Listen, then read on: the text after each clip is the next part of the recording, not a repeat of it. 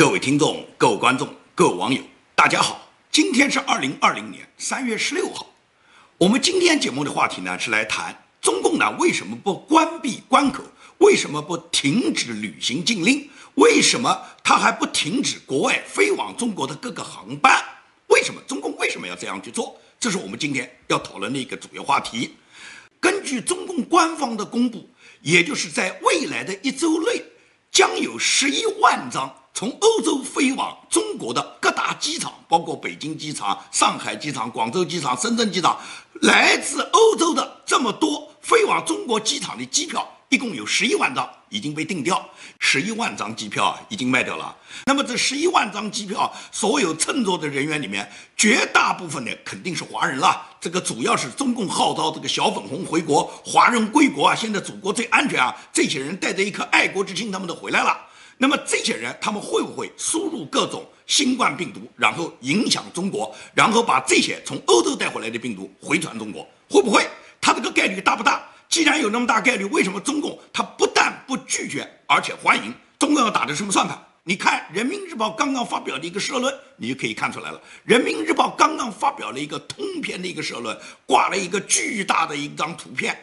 这张图片里面它的标题就叫反超了。他反超什么？他是把中国海外已经发生的这个新冠病毒已经反超中国，他当做一种骄傲和自豪。这就像自己家里面着火以后，然后偷偷的把邻居家也点火点着了，然后看到邻居家门都烧起来以后，自己的一种幸灾乐祸。这就是人民日报的心态。那么人民日报这个心态哪来的呢？这就是共产党他现在所采取的一个方法，也就是说号召全球所有的华人以及其他国家的外国人，如果说你们感染病毒，你们往中国来，他们不怕，他们就要让你们来。因为中共他的本意并不是怕这个病毒感染了中国老百姓，中国老百姓造成多少死伤。可以讲整个这个武汉新冠病毒爆发到现在已经2-3个月来了，中共就根本没有什么好的防治方法，也没有找到这个病毒的来源，也根本不知道这个病毒我们有什么好的方法去处理，也没有任何防疫药、抗疫药，也没有找到任何能够有效的阻绝这种病毒的医治的根本途径。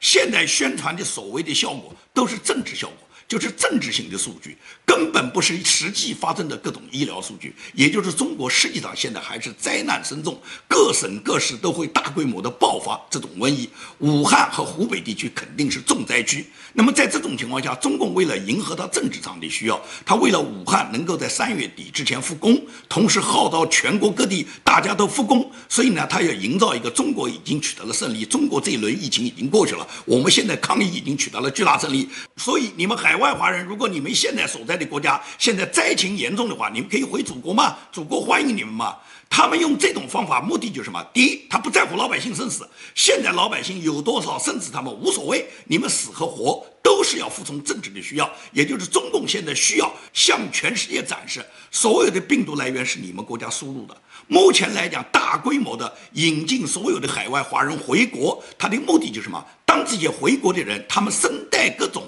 病菌的时候，然后中共统计出来以后，中共就会告诉全世界，所有的这个新冠病毒它是来自于世界各个地区的，而这个各个地区你们国家你们根本就没办法证明这个是你们国家本身产生的呢，还是当地有华人传播给你们呢？很可能有的华人他们在当地，他们根本就没有接触过中国，没有回过中国，也没有接触过其他人，他们就患上了病，然后他们现在因为在你们的国家治不好，他们现在回到中国来治，他们把这个他们身上所携带的病毒输入型输回中国了。中共现在就是要找这个依据，要找这个根源，也就是告诉全世界，这个病毒的这个根源不在我们中国，虽然在中国首先爆发，全世界每个地方都有可能产生，尤其是美国，这完全是美国人制造的一种阴谋，是美国释放的一种生化武器。尤其是中国外交部的新闻发言人赵立坚，他都已经指认是美国因为到武汉来参加了军运会，他们把这个病毒携带进入了军运会以后，在军运会期间在武汉进行了散播，然后武汉经过几个月发酵以后，最后武汉酿成了大祸，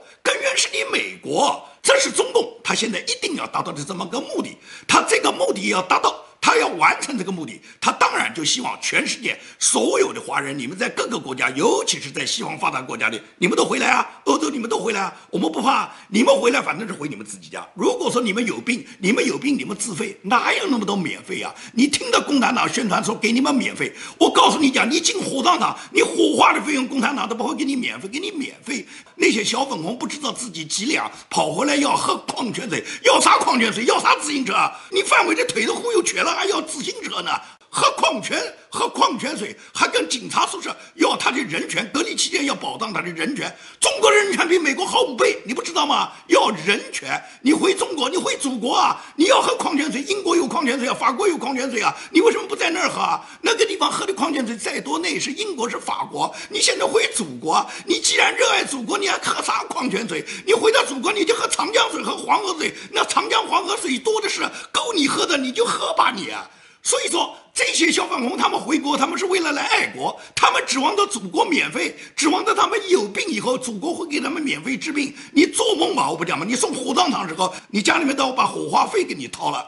但是呢，中共呢通过微信啊、抖音啊、微博啊，包括央视啊，大量的这些节目去宣传呢，都要求什么海外华人赶紧回国。网上有很多帖子啊，都暴露着西方帝国主义，他们亡我之心不死，他们国家里面现在灾难深重，而我天朝现在已经是口罩富裕、医疗资源富裕、医护人员有足够的抢救经验，并且我们现在已经克服了疫情。你们现在这些散布在世界各地的海外游子，赶紧回国，祖国在怀念你们，祖国在召唤你们。所以说，全世界这些人都回来了。就像我的节目昨天发布了以后，我谈了小粉红关于回国的问题以后，很多观众在我的节目下面留言，他们说：“哎呀，建明老师，你不能这样讲，你这样讲以后，他们小粉红看到以后，他们就不回国了。”我说：“你搞错了。”有几个小粉红看我的节目啊？小粉红会来看我建明的节目吗？如果他真是一个粉红，他来看我的节目，他看完了以后，他还会回国吗？如果他看我的节目，他看1期没行，他看个10期、20期、30期、50期，如果他还不行，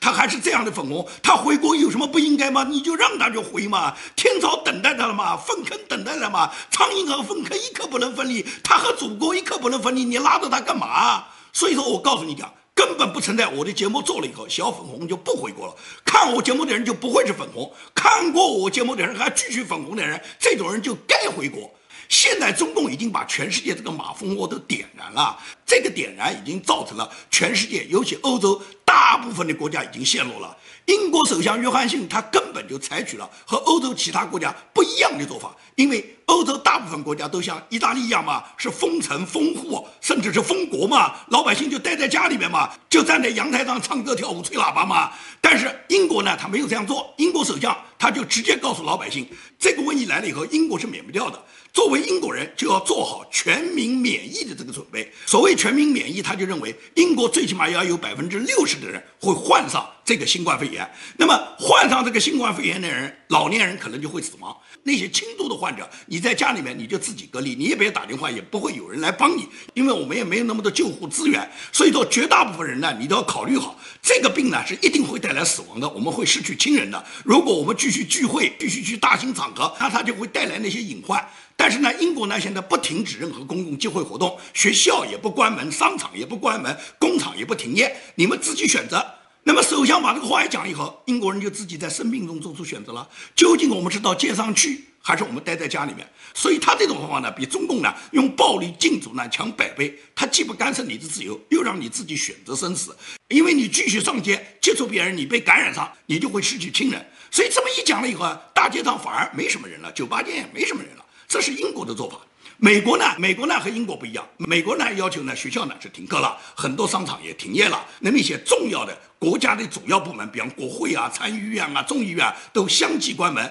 众院上个礼拜通过这个防疫法的这个议案以后，议员们已经回家了。参议院的议员今天还在审议一个议案，今天审议完了以后，参议院的所有参议员也都回家了。美国国会也关门了，最高法院也关门了，就是白宫不能关门。这也就是说，美英做法不一样，但是整个中国释放出的这个武汉冠状病毒已经给全球造成了巨大的影响，它这个影响已经导致了很多人死亡。而在这个死亡的过程中，绝大部分人现在在安抚亲人的哀痛的时候，还没有从这个痛苦境里面缓过来。但是美国已经有4个美国人和一家公司在3月13号他们向美国佛罗里达州南区法院迈阿密的分院已经提起了对中国政府的一个集体诉讼，他们要求中国政府解释整个输出武汉冠状病毒的原因，他们要求中国政府赔偿。他们起诉的理由主要如下：第一，是中国政府限制了8个像李文亮这样的吹哨人，限制他们公布真相，就限制医生们公布真相，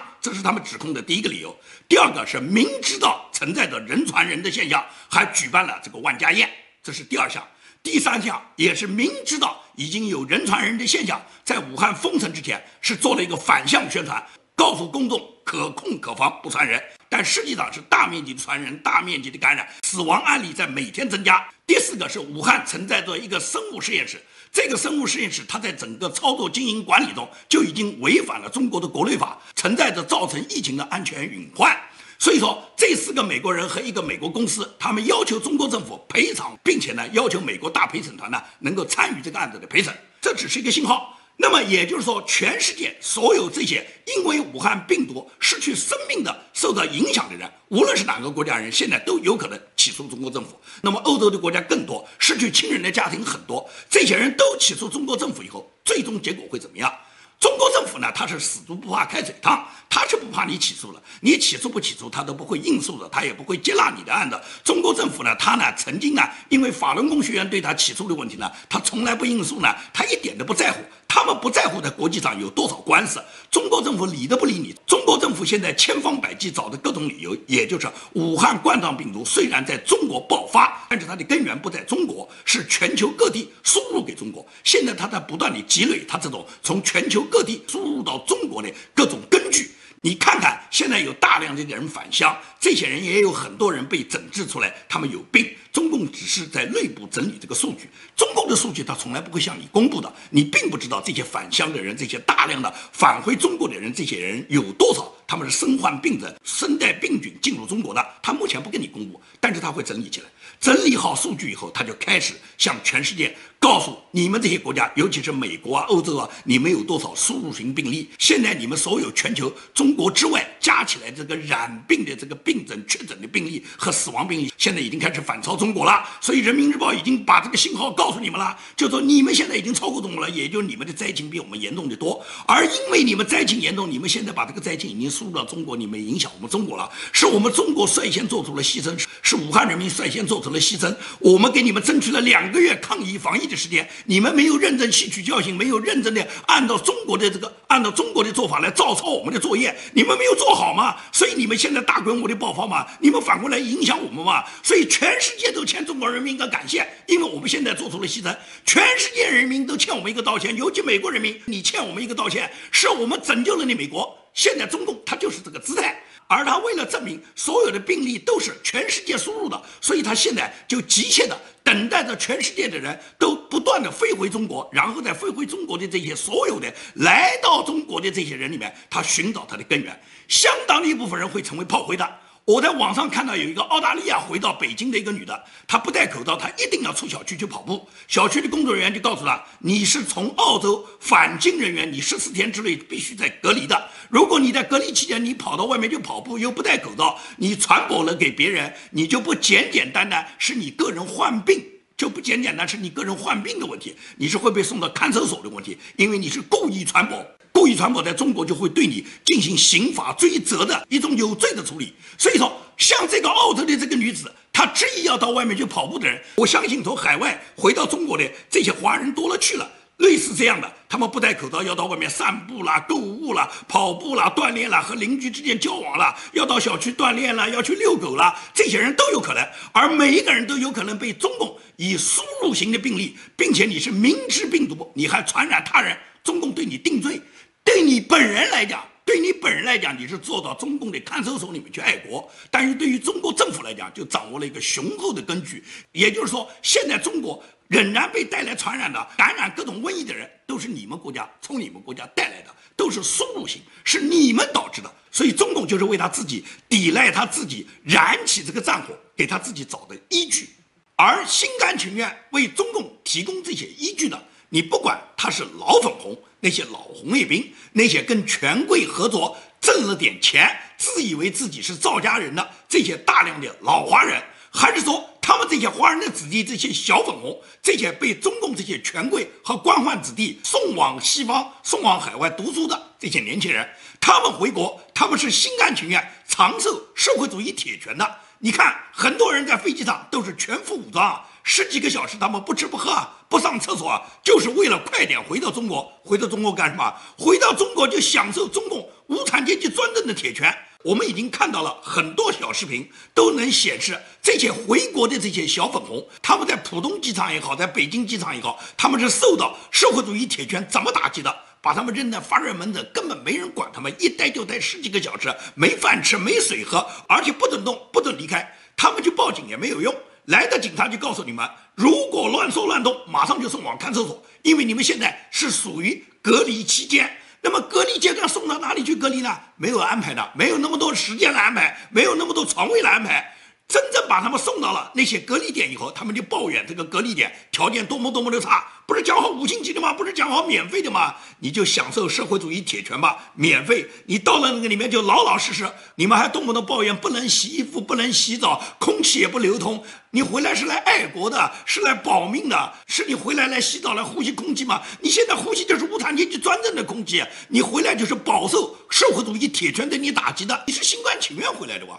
你是从西方那些发达的民主国家回来的吧？你不是说那些民主国家现在水深火热，他们一塌糊涂吗？你回中国才可以保命吗？那你回来了，你看中共能不能留下你的命？即使侥幸留下你的命，你也会伤痕累累。而且很多人在这个过程中，如果你是在海外已经身患病症回到中国的，那一定会被当作典型来打击。也就是中共现在正是要从你们这些人身上去积累一些数据，然后告诉全世界，是你们这些西方发达国家让很多带有这个病毒、带有病菌的人回传中国以后，把我们中国已经控制的疫情现在又重新点燃了。如果中国有一天仍然爆发了大规模的疫情以后，还是你们帝国主义害我们的。所以现在很多西方国家，你现在关闭大门已经迟了。马来西亚他就明确宣布，从18号开始起，任何外国人不能进入马来西亚，马来西亚的国人也不允许到国外去旅游。这是马来西亚。加拿大宣布是，除了这些永久居民，除了加拿大公民和持有枫叶卡的永久居民，任何人不可以进入加拿大。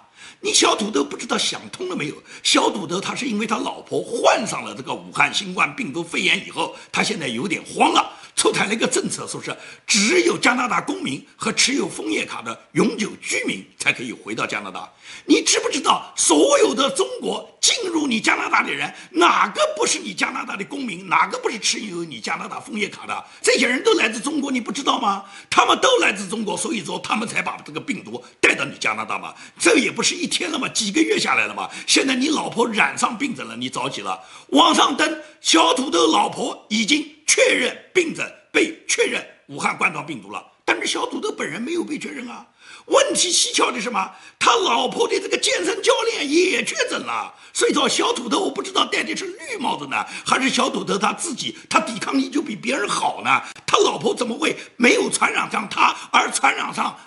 上健身教练了呢？在输入性问题里面就体现出一个国家的管理。台湾在这方面来讲，他管理从外面输入，管理从中国大陆输入的这个病症管理得很紧，所以台湾一段时间他这个抗疫防疫效果很明显。但是最近台湾不行，为什么？大量的输入型的病例不是来自中国，而是来自于台湾人，他们到世界上各个疫区国家去旅游，然后回到台湾以后，现在产生了一个新增病例的集中爆发，也就是台湾昨天一天就确诊了14例，这14例全部是台湾本地人出国到各个疫区，到欧洲啊，到土耳其啊，到埃及，到中东啊，到各个地方去玩，然后这些人他们回头把当地的这个病症带回来了，昨天一天就确诊了14例。为什么呢？这是因为台湾它有全民健保，所以说台湾人他不在乎，他即使到外面玩，他染上了病人回来以后，反正台湾政府为他看病，因此台湾政府在这方面的管理他是不够的。我是提醒台湾政府应该当机立断，第一个是绝对不允许台湾居民再到国外去旅游，任何旅游人员一律不得出境，任何台湾岛外的人想进入台湾，除了公干的，除了台湾认定它是跟台湾公务有关的，任何私人旅行，任何私人交往，现在都应该停下来。外面是不能随随便便进来，而台湾应该把旅游完全停下来，任何一个台湾人都不可以再出岛旅游。台湾虽然是划定了几个警戒线，说是哪几个警戒地区是一类地区，哪个是二类地区。一类地区你们去旅游回来了以后，如果你们染病，你们要自己付费；二类地区你们如果去旅游，你们回来你们染病，你们要受到什么样的处罚？我觉得都没有到位，完全是应该禁止任何台湾人现在因此外出。就你不能去旅游，不能去探亲，不能去私人交往。你从岛外要想进岛的人，你必须是公务，非公务人员任何人不得进入。现在这个情况下，台湾要想自保，就必须要做到这一点。因为中共他会想方设法在海外，在其他场合，通过不同的方法把人输送到你台湾去，最终祸害你台湾。台湾要想保住你的胜利成果，就绝对要提防中共他现在他继续使的阴谋。因为中共现在就要找根据，找所有在海外可能发生的，你们把病症输入给中国的，是你们影响了中国，中共就企图要把战火加惠于人嘛。意大利的这个防疫情况是非常紧张的嘛，意大利现在每天爆发的这个新增病例特别多，死亡的人数也特别多嘛。意大利都恨透了你中国嘛。意大利的副理部长他都发文说，中共给我们的数据全是假的嘛，就是因为我们上了你们的当，我们认为你们给的数据认为全国各地都是零新增，只有武汉和湖北比较紧张，所以我们控制武汉，控制湖北人，别的地方的中国人我们就没控制，结果把我们意大利完全就变成了炸药包。现在意大利完全爆发了。到了这个时候呢，华春莹和赵立坚他们还发推文，声称意大利人他们在阳台上面一起高唱中国的国歌，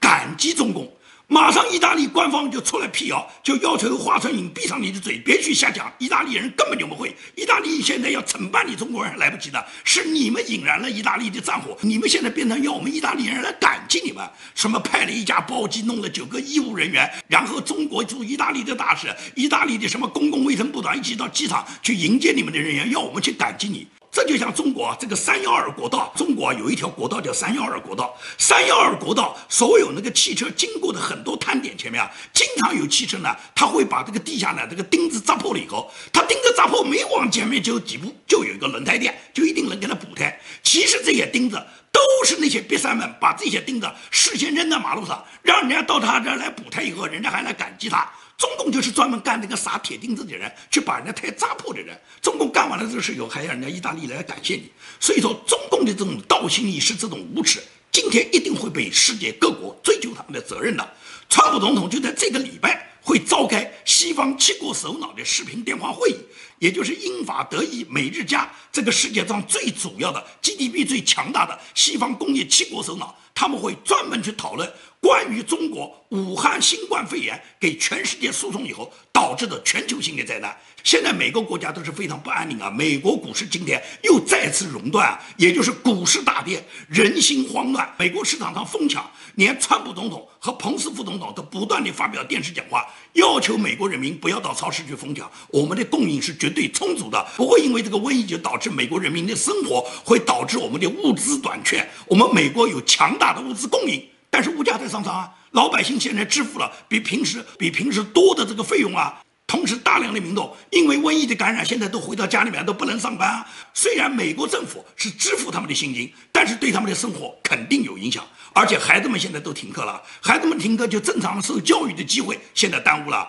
你说都上网课，虽然有一定的网课能弥补，但是显然所有正常的生活、经济、教育各方面的秩序都被打乱了。而且股市的低迷，经济的下滑，就带来了全球经济、文化、政治、外交方面，大家都带来一个巨大的灾难。这个灾难是谁造成的？难道不是中共造成的吗？到了今天，中共想把它嫁祸于人，难道英美国家你们认识不清吗？所以我认为，西方7国首脑他们召开的这个视频电话会议，在这个会议上面，他们会统一一个步调，然后大家先怎么去克服现在当下最严重的疫情，在这个疫情之后，一定会对中共追责。所以习近平他向全世界散布了这个病毒之后，习近平一定要付出他的代价。今天给全世界造成这个灾难，他它的这个起源是中共，中共企图把这个灾难引向海外，他收割大量中国海外的韭菜，让这些人回国。这些人回国绝大部分是被宰的，这些人回国以后都是去长寿无产阶级专政铁拳的，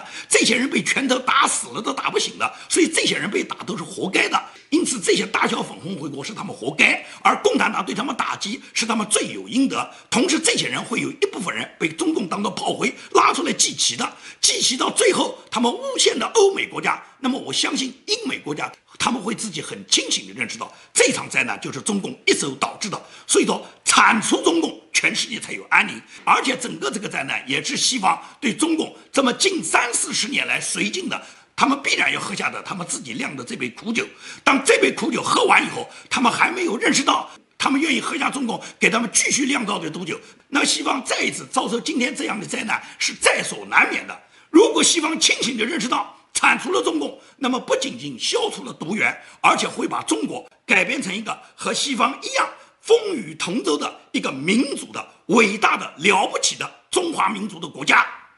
今天的节目就跟大家做到这里，谢谢大家。